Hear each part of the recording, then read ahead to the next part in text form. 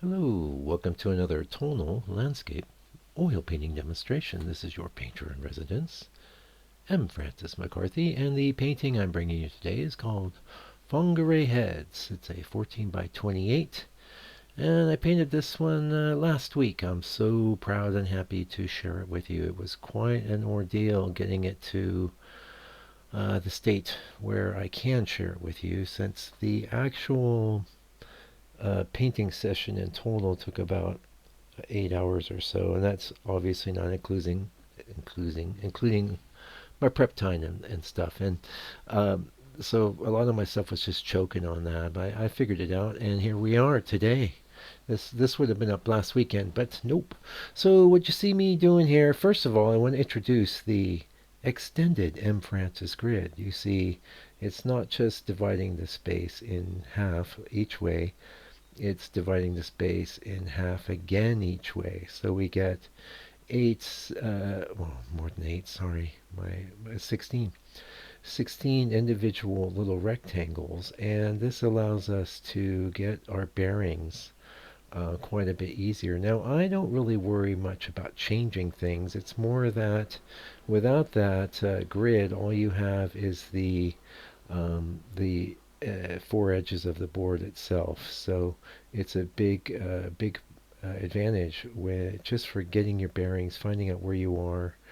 And now this scene you had some real challenges actually. So when we get to painting that green area, we'll talk about that.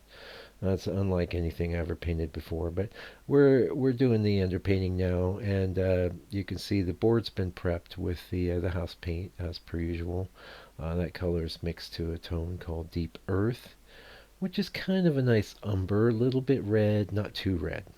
Okay, and we're painting our underpainting with burnt umber, as is our way. I like the burnt umber because you get a full range of tones. When it's thinned with the oil, it's quite transparent and light, and if you up the opacity of the paint, you get quite dark. You can see that darkest color on the bottom there. That's just burnt umber on its own. So it's got a very wide range of values that you can get with it. Also, I really like it for underpaintings because it dries quickly. So challenges. This is the third in the series I've done. This is the first one I'm actually sharing on YouTube. I will get the others up to you. I felt like I finally had the lighting under some good control here. I ran into a lot of challenges with light leak coming into the lenses, and every now and again you might see it, but for the most part, I think this is a pretty good, accurate representation. Oh, what am I opening there? You know what I'm opening there in a box? That is a box of treacle brushes that I have thanks to the patronage of a member of the channel who kindly donated some money. And you could too if you feel like it. I can use any support that can be mustered by the people that enjoy this channel. I can say that. I do okay, but painting sales haven't been killer, so whatever. Although that's one of the things behind me doing a good old Whangarei Heads. Now, just so you know, I live on the other side of this head, right? I live out there in the distance, and that was a view I was trying to paint, and I was mentioning that on the channel. It just compositionally wasn't working, and I'd even taken it so far as actually this was the painting. I took it so far as to do an underpainting and throw everything I had at it. Before that day, I just said, forget it, it's not working. And what I did was I went back to the studio from my car and just squeezed some oil on the board and wiped it all off. And then what you see me doing is the next day, where I came in and I was able to find a different view of Whangarei Heads from the other side, which had everything I wanted. It had the interesting water, it had the rocks with the green. That's really my MO on this project. I want some waves, I want some rocks, I want some green. I'm going to be working everything in the panoramic, so interestingly, this proportion is one that I quite favor, and what it is two squares abutted. So you can see this is 14 by 28, and I'm not that attracted to painting in the square format anymore. I used to do quite a lot of that, but I have to say the two squares together for me is like the perfect amount of panoramic.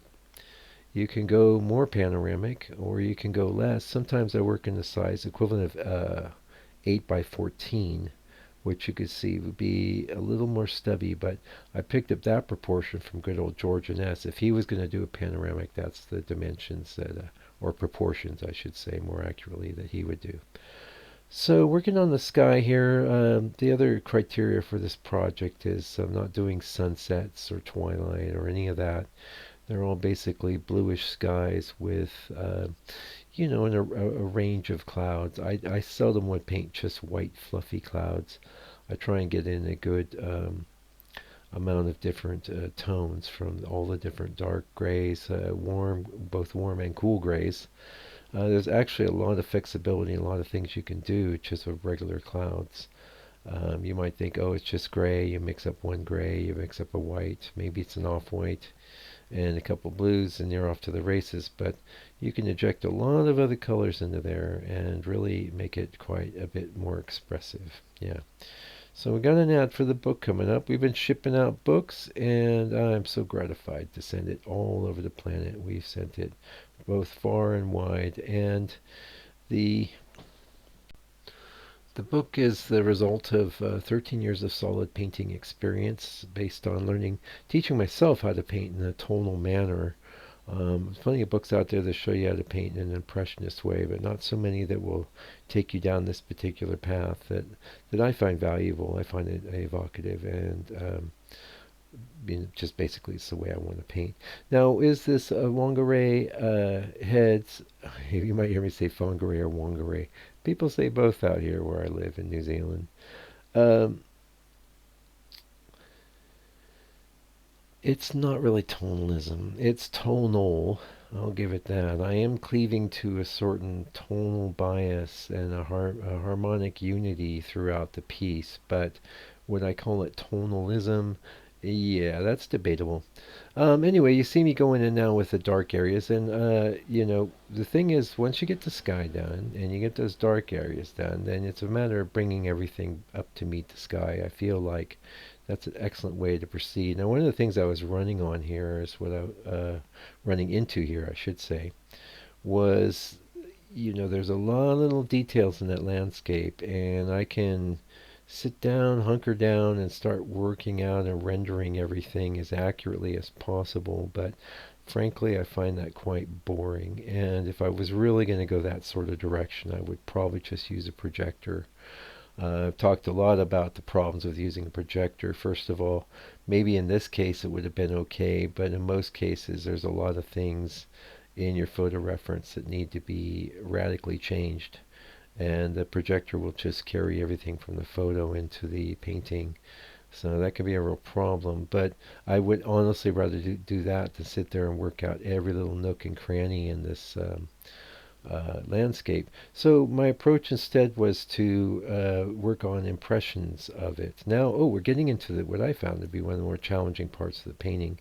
Now, keep in mind it's such a long original video that my 15-minute take here may not be completely synced up, but talking about those greens on the hillside or mountain there, what a challenge that was. And my approach was basically to break into fractured color, and I thought I would probably have to go in and do more later, but I was messing around with varying amounts of opacity and then moving the color from slightly cooler, which maybe would have been my Mike's Green mixture, which Mike's Green is acrylonite yellow mixed with ivory black. That's my base green. I was tinting that with Paraline black/green, which is kind of a much cooler, more intense green, and then also with orange and cad yellow. And all the way through, I was putting in pretty good helpings of burnt sienna as well. Burnt sienna is a color that I always love to add into my greens because so many greens really need to be a lot redder. And then, of course, when you're messing around with transparency, there is varying degrees of the sort of reddish underpainting coming through as well. And I have to say, I was very, very satisfied with the result I got. In spite of me, I really have a recollection of struggling there. And This stuff is a little bit out of my normal comfort zone in that I don't really, it's not my favorite thing to paint actual real places, but I can do it, and I am doing it. I'm going to probably be making a series of prints from this image and selling it here locally and that kind of thing. So it's one of my answers to the sort of New Zealand economy that's really in the doldrums. I'm thinking, well, frankly, being a tonalist in New Zealand is a tough row to hoe. It'd be easier to be doing this tonal type of work in Europe or the eastern seaboard of the U.S. But I'm not complaining. I love where I live, and I'm not complaining about painting the scene either because I got such a buzz off of it after I pulled it off, I got it done, and it's challenged me in a lot of ways that I'm not normally challenged with the kind of things I normally go after, which are way more subjective. You know, way more intimate. It's not such a broad sort of vista. By the way, I was able to get this lovely. I need to find the name of the photographer, but this image that I used for my reference image was very important, very vital, and I was able to get that off of Wiki Commons, which is a good place to look if you're looking to paint a specific sort of scene. Several of the other scenes I've done in this series I've actually paid for stock photography for, which, because I'm going to be marketing it as a print and marketing it around, I felt that I should be on real firm ground. Now, the area in the painting, hopefully, we're somewhat well, now a little bit behind, but the area, you see those light areas, those are the payoff areas in the Whangarei scenes. Those light areas of the rocky outcrops, those are what really make it. And not just that, but the brighter yellowy green areas. Yeah. For the most part, I'm very pleased with the way the video came out. You can see how things get a little weird when I put the palette up, but for the most part, we have good, even, accurate color throughout the painting process, which has been a long-standing goal. A goal I was achieving for the most part, but not with the ability to have this sort of resolution. Now we're into the water here, and all of the water is basically riffing off of Prussian blue. In the darkest areas, I might be bringing in some black. In the lighter areas, bringing in tones like cadmium. And then, of course, we adulterate the blue with colors like burnt umber or raw umber.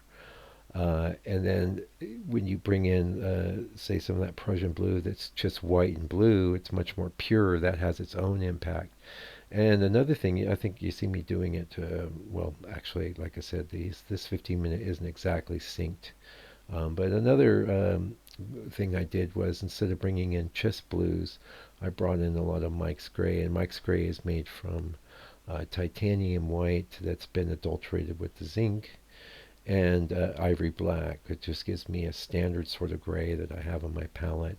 It tends to be a little on the cool side. There you see what I'm talking about with these blues. And the overall result seems like, well, quite uniform, and I was really happy with it. And now I don't mind saying in the reference stage of this, which I put a lot of work into, and I almost always do these days, um, I felt very challenged because I actually wanted a lot of white caps on the water. And when we get around to sharing some of the other images in the series, you'll see why. Because I would do more white on the ocean. But I kept fighting it, and then finally I came up with something I thought looked good. I thought I really accentuated the leading lines to pull us up into the heads itself.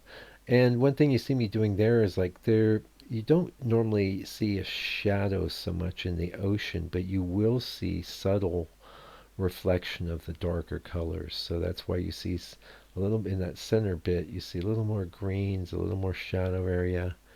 And the end result is that you get a feeling that it's placed there right over that water. And I have to say, I'm so thrilled to bring this to you guys today. I'm really proud of the painting I did, and I I really hope you got something for watching me put together. Now, you want to check this out in the members area. Yes, it's 8 hours long, but you can play that on double, triple speed, and there will be a full transcript there. And I have to say, some of the information in that transcript is absolute gold.